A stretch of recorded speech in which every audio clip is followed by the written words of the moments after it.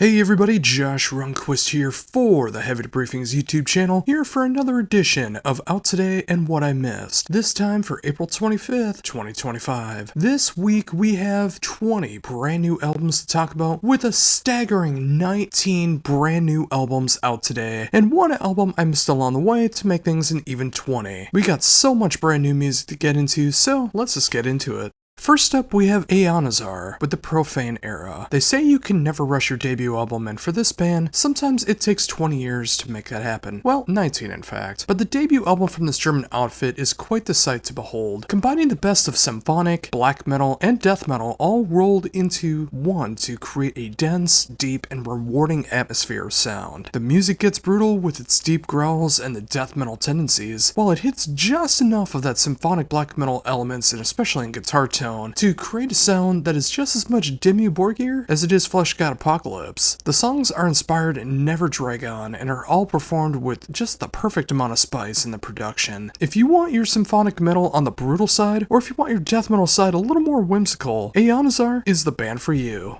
Now we have Ahemkara with The Horror of the Lost. The sophomore album I did not see coming. The return of this band is here with one of the most devastating black metal albums of 2025. I didn't think they would get back together after the passing of Stephen Black back in 2015, but I am so happy to be proven wrong. Even if the music is filled with darkness, sadness, torment, and ultimately a very cathartic feel, the band is back as a trio with new members Alexandra Blenkarn-Durning on keys and Austin Lunn of Panopticon on drums. This is such an emotionally gripping album that hits all the right spots at home for anyone who has ever dealt with loss and needs a way to process grief. For reference, the production is very reminiscent of early day Panopticon, with Michael Blenkarn's ferocious black metal vocal delivery and guitar tones. This feels like equal part Winterfell, the Wooden's Throne, and of course, the black metal side of Panopticon. They also add these ethereal moments of emotional soundscapes in just the right spots to add these intense emotional state of it all. This is easily one of the best black metal albums of 2025 so far, and if it keeps up the momentum, it might be the best at the end of the year. If you want emotionally gripping black metal, you need Ahemkara.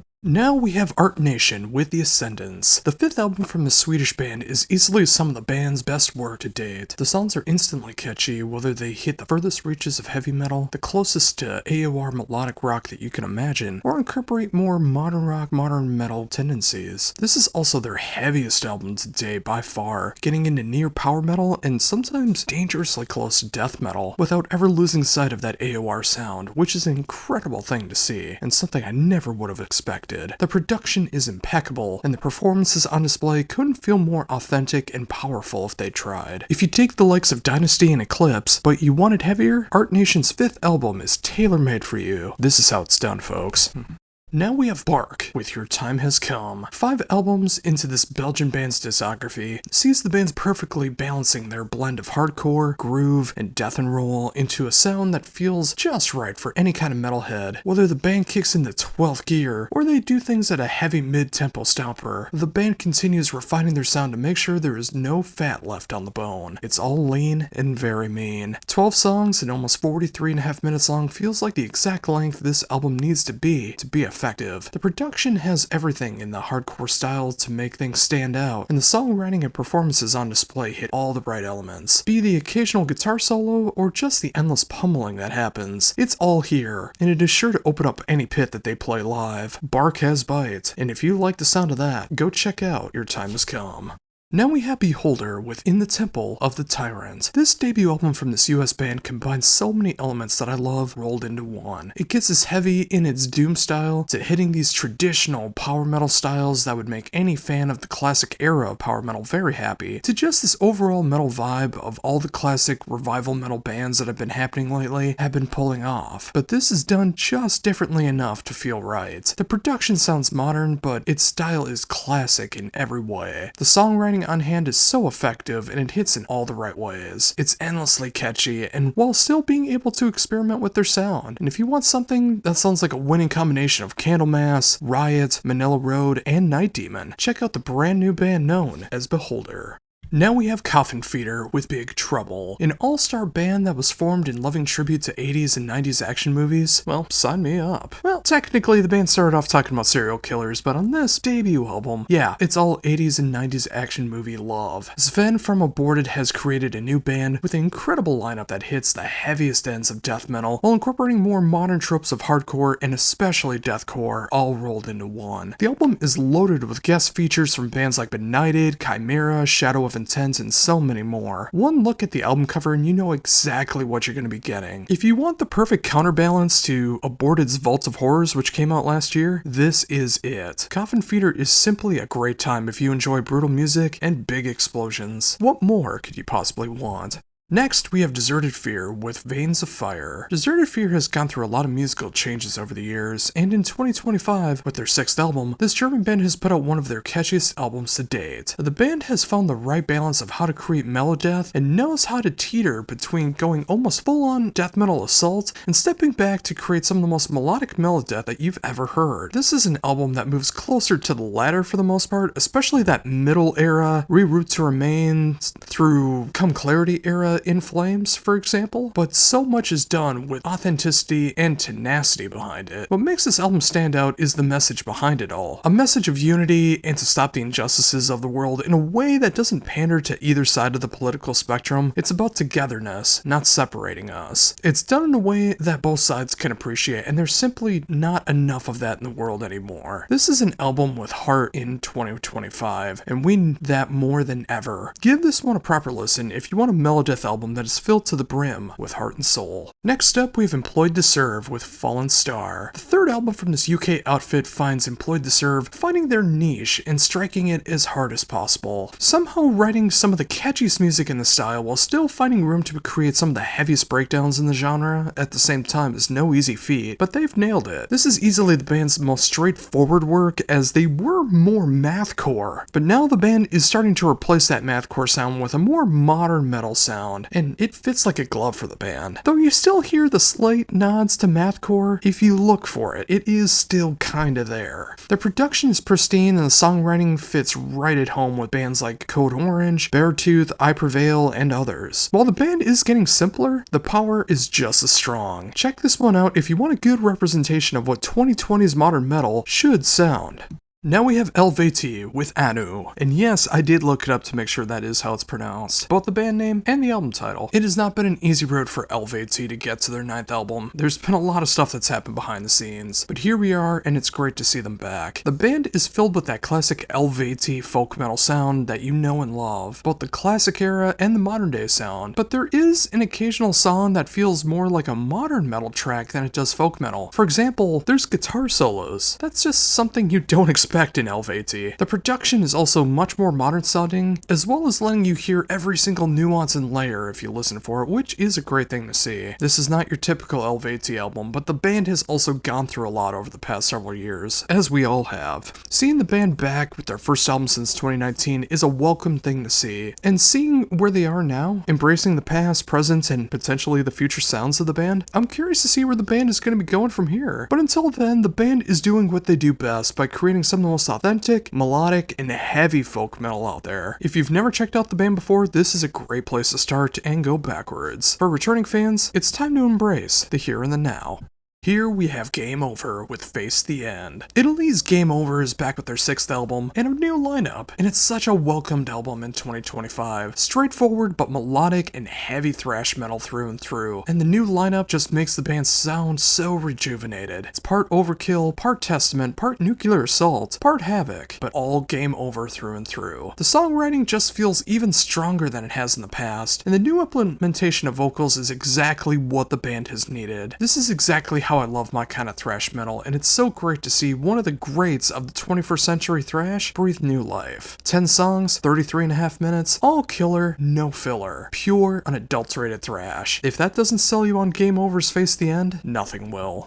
Next up, we have Ghost Seeker with Divergence. The debut album from the Australian modern metal band is exactly what needs to be on FM radio right now, and I'm serious. It's both catchy and melodic, but it also knows when to get heavy and just a tad bit proggy. With crystal clear production and songwriting that is meant to be for those that want their music just heavy enough, but it also wants some sing-along choruses with everyone in the room. Ghost Singer hits that perfect formula of pop, metal, electronic, alternative, and so much more to create a little bit of something for everybody. Seriously, this band isn't on American FM radio right now as far as I know, but it should be by the end of the year, and if it's not, there's totally something wrong with the system. I mean, there always has been, but you know what I mean, they deserve to explode on the radio charts. If you want something just heavy enough for rock and metal, and you wouldn't necessarily turn off the radio dial for it, check out Ghost Seeker. Up now we have Heat with Welcome to the Future. Sweden's Heat returns with their 8th album and it's everything I wanted it to be. Super catchy, but just heavy enough. Filled with soaring vocals and excellent guitar solos. It's everything that works in the melodic rock, arena rock, and AOR sound, done with such authenticity and perfection. Every song just simply works and it hits that scratch that desperately needed to be itched. Heat has always been one of the shining examples of AOR in the 21st century, and in 2025, the momentum is still in top form, and there's no signs of slowing down. Simply put, if you love AOR and have never heard Heat, you need to change that right now. Now we have Kardashev with Seed of the Night, and this is album of the year material for me, and I am dead serious. I have loved this band since their debut album in 2015, and 10 years later, the band is at its best, and it's only going to get better from here on out. Combining tech death, shoegaze, progressive post-metal, and more into a sound that they call death gaze, a very apt description when you think about it, the band has perfected their sound. Somehow they managed to keep getting heavier and heavier, all while getting more and more melodic and emotional. From the first time I heard Reunion as a single, I cried, and I'm not ashamed to say that. The music is just as moving to my ears. What I wouldn't give for a Kardashev Tomarum tour one day, for a perfect blend of tech metal and emotionally driven metal night after night. If you enjoy the likes of the aforementioned Tomarum, Fallujah, and other bands that can blow you away technically and emotionally, you need Kardashev. It's some of the most moving and captivating metal that you're going to hear in all of 2025. Now we have Machine Head with Unatoned, and yes, they're continuing on with the /0 in their album titles and their song titles for some reason. While continuing on with that trend, Machine Head is back with their 11th album, and a new lineup. The band is continuing to blend their past and present elements of thrash, groove, nu metal, mainstream metal, and other influences all rolled into one. This does feel like an album that hints at their best traits, but it also hits a lot of modern trends of the more electronic and FM-friendly bands would try to appease on both sides of the Machine Head fan base. Like, I hear a little too much Five Finger Death Punch, for example, but you know, just from the other side of the political spectrum. The production is great as always, and you can never take that away from them. I'm curious to see where the band goes from here on their 12th album, but seriously, I really do hope the /0 thing does go away eventually. They're from San Francisco after all. You're not from Scandinavia. But if you like newer Machine Head with traces of the old stuff, yeah, this is probably for you.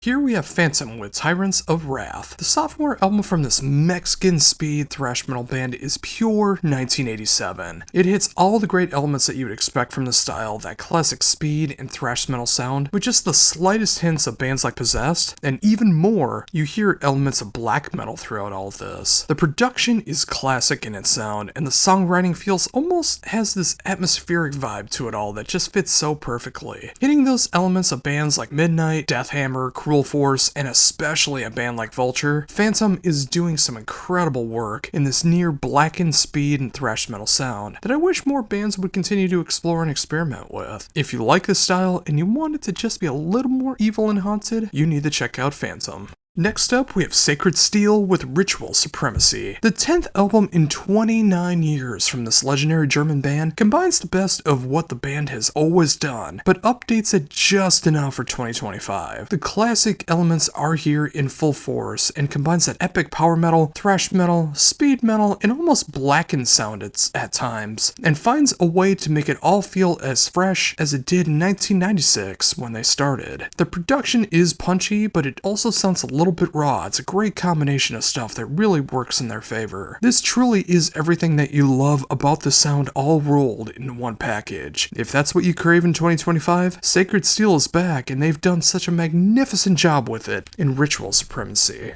Up now we have Teaser Sweet with Night Stalker. The fourth album from the Swedish outfit is some of their best work, easily some of their best work. The band continues to refine their sound to create this perfect blend of heavy, catchy, and memorable moments, with lyrics that strike hard and performances from the entire band that feels authentic and exactly what is called for in every song. Every song kind of does feel like it has like this kind of sultry feel behind it, kind of like you're getting sweet talked by a serial killer before you meet your demise. It's just a fun album from start to finish that has so many headbanging moments as it does sing-along moments for the whole crowd to sing along to at every show. The production gives everything a vintage feel, and it makes you want to get your battle vest on and enjoy the night. Seriously, if you dig the likes of Doro, Crucified Barbara, and Savage Master, you need Teaser Sweet. Now here we have Trick or Treat with Ghosted. Simply one of the best and most fun power metal bands of recent times, Trick or Treat is back with their 8th album in 19 years. Alessandro Conti and company are back with their most horror-inspired album to date. The fact that this album has songs inspired by both The Evil Dead and Return to Monkey Island will always make me smile from ear to ear. The songs are so much fun as well. All of them are just dark enough, but they never lose sight of the fun power metal that they've always set out to be. The production fits the band like a glove, and the songwriting is that signature Trick or Treat sound through and through. Ghosted is a shining example of why I love this band so much, and if you love fun power metal without a gimmick, and it never loses sight of the songwriting, you need Trick or Treat in your life.